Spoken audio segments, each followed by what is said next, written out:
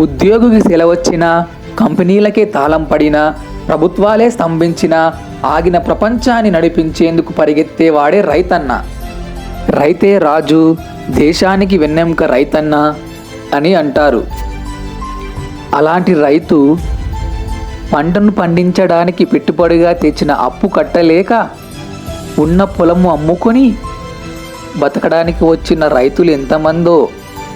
అలాంటి రైతులకు ఎలాంటి బ్యాంకు రుణాలు, తర్వాత మాఫీలు ఇలాంటివి ఏమీ దొరకటం లేదు. నేను పుట్టి పెరిగిన ఊరిలోనే చాలామందిని చూశాను. పంటను పండించడానికి అప్పులుగా తెచ్చిన అప్పుకు వడ్డీ పెరిగి పొలాలను అమ్ముకున్న వాళ్ళు ఎంతోమంది. వారు అలా కావడానికి కారణం ఎవరు? ఎవరు తమ జీవితాలను చెడగొట్టుకోవాలని ఎవరు అనుకోరు, కానీ సిచ్యువేషన్స్ ఆ విధంగా చేస్తున్నాయి. దీనికి పరిష్కారం ఏంటి? రైతే రాజు అన్నప్పుడు ఆ రాజు పంటను పండించలేక పల్లెటూరును విడిచి పట్నం ఎందుకు వెళ్తున్నాడు? దీనికి కారణం ఎవరు?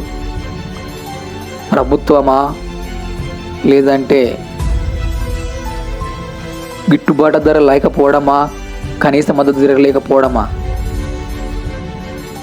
ఒక సినిమా టికెట్ ధర రైతు తాను పండించిన కింటా బస్తా కన్నా ఎక్కువగా ఉంది. సినిమాకున్న విలువ రైతుకు లేకుండా పోతుంది. ఏంటో సమాజం.